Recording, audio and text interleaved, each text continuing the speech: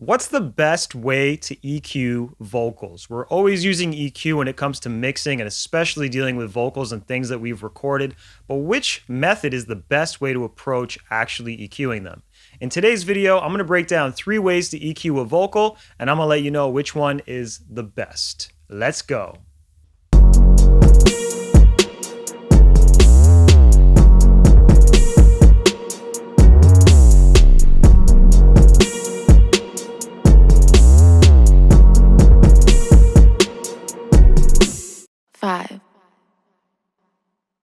Are you an artist, producer, engineer, or music professional that's looking for funding for your music career?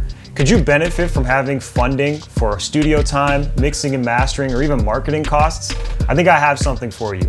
I've written a free ebook. It's 9 pages, super short and digestible, where I break down the 6 main places that artists and professionals like yourself can find funding for their musical projects. If this sounds like it's of value to you, please click the link below and you can download this for free today and benefit from this knowledge. I hope this helps. I'll see you guys soon. Peace.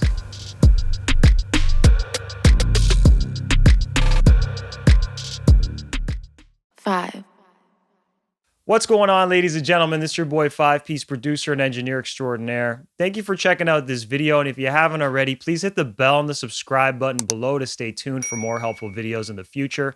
I've also got a lot of other videos on here, so you can check them out. I'm going to be helping you with your mixing and mastering, as well as talking about other things like production, recording, and music grants, to name a few. All right, but let's talk today about today's lesson, which is 3 ways to EQ a vocal, and most importantly, which of these 3 ways is the best. Are you ready? Let's do this. So what's the best way to EQ? And specifically, what's the best way to EQ vocals? When it comes to EQ, I really think that there are 3 different strategies you can use to make your EQ decisions, whether you are trying to enhance a sound with an EQ or clean it up by taking things away on an EQ. I want to walk you through each of these strategies, and I want to actually talk about which one is my preferred method when it comes to making EQ decisions. I have a song here by Stasia Daniels. It's called Puddin'. It just came out on her Unheard Volumes project. I mixed the whole thing, so I'll include a link below. But we're going to use this as an example for how to make certain decisions. Now, this is specifically the version that doesn't have any EQ on the vocals, so it's a little different from what you'll hear on Spotify and all the streaming platforms, but it'll be really helpful for making sense of this topic. Let me just play a moment of this so you can have an idea of what we're starting with. I need some time to get shit off my mind, and that shit is you, 'cause you ain't no good. Maybe I'll pour a drink, but then I'll start thinking about you. And look what I do, I'm calling you.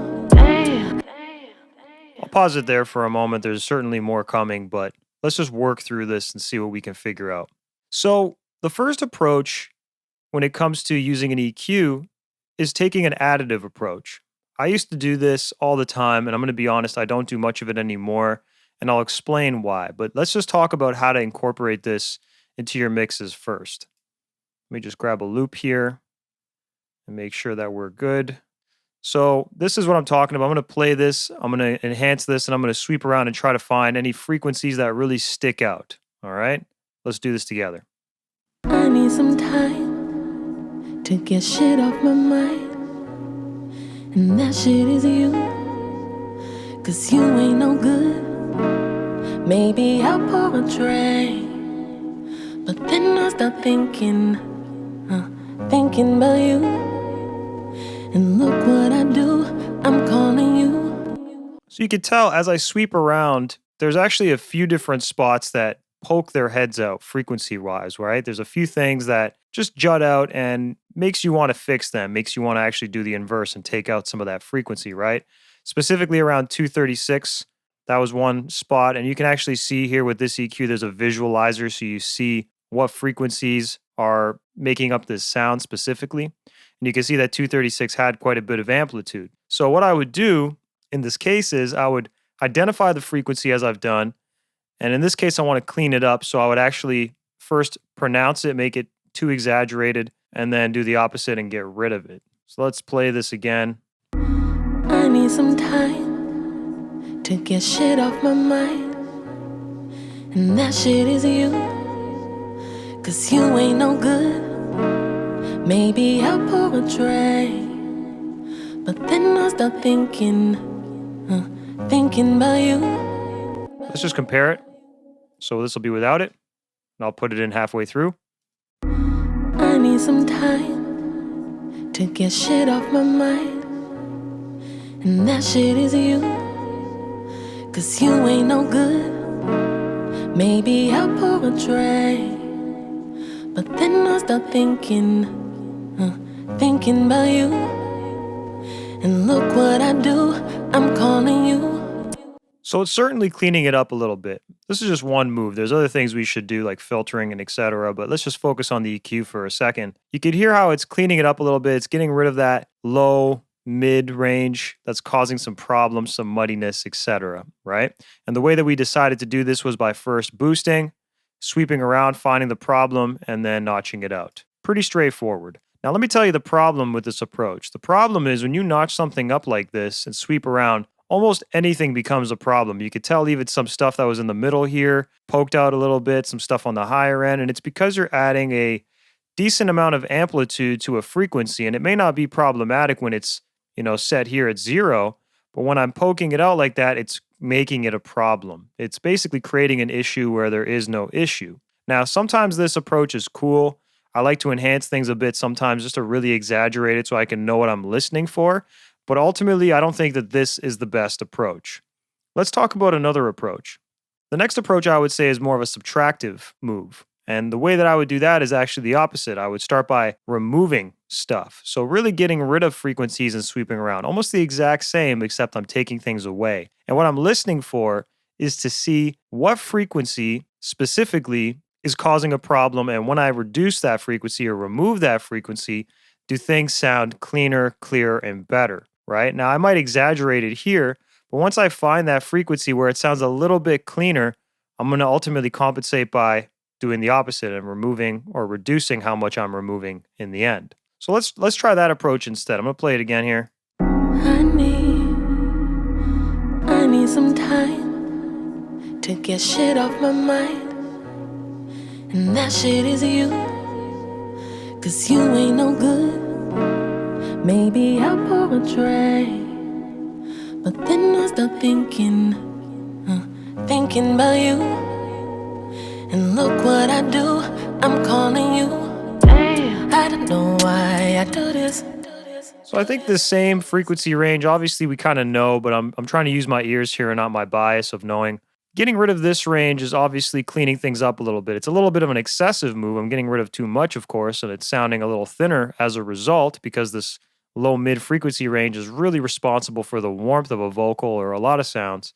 So what I want to do ultimately is compensate by not removing as much. I'm just doing this in an exaggerated way to know what I'm listening for. So let's listen now and do this together. But what I would do is I would ultimately play it again and now slowly reintroduce the gain here and try to find a spot where it sounds a lot more natural. So let's do that instead. Here we go. Ready?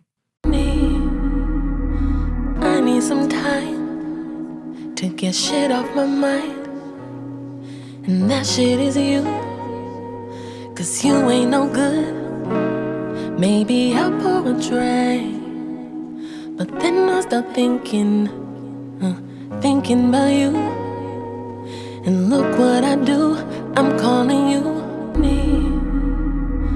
I need some time to get shit off my mind. And that shit is you, 'cause you ain't no good. Maybe I'll pour a drink, but then I start thinking. So somewhere around there is cool, and I'm just lightly getting off of the gain here, just giving it a little bit more. So I've slowly just increased it a little bit. And what I'm really listening for here is where's the point where it sounds cleaner but doesn't sound too thin? Where is this not overdoing it, really? So this is another approach, starting by taking things away and then reintroducing it. So now let's talk about the last idea here. I'm sure there's more ways to approach EQ, but these are the big three: adding, taking away, and now what this next one will be, which is, let me reset this gain, but it's going to be by soloing a frequency. This approach is cool because you can actually not emphasize anything at all. It just makes you solo a frequency and focus on that frequency alone and see if it's problematic. So let's do that instead. I'm going to play this again. Here we go. to get shit off my mind. And that shit is you, 'cause you ain't no good. Maybe I'll pour a drink, but then I start thinking about you. And look what I do, I'm calling you. I need some time to get shit off my mind. And that shit is you, 'cause you ain't no good. Maybe I'll pour a drink. So it's very clear to me that 296, once again, is certainly a problem area, but so is 404. I don't know if you caught that. I kind of highlighted that there. And I like this because it's just really letting you listen to that specific frequency and decide if it's problematic. So I'm going to unsolo the band, and I want to actually create two bands here. This other band I'm going to dial in directly at 404. Let's go back to this one though. And what I would do is once I've identified that frequency, as I've just done, I would now incorporate that second approach, which is subtracting. So I would take that sound, that frequency, all the way out and slowly reintroduce it. Now I know we just did this, so 3.5 is going to be the ticket here, minus 3.5, I should say. And then this one, we're going to do the same thing. Let me actually narrow the Q just a smidge on this one. And now let's do that with this. And I'm going to narrow the Q on this one as well. So let's take a listen to this and make this decision. I need some time to get shit off my mind. And that shit is you, 'cause you ain't no good. Maybe I'll pour a drink, but then I start thinking about you. And look what I do, I'm calling you. I need some time to get shit off my mind.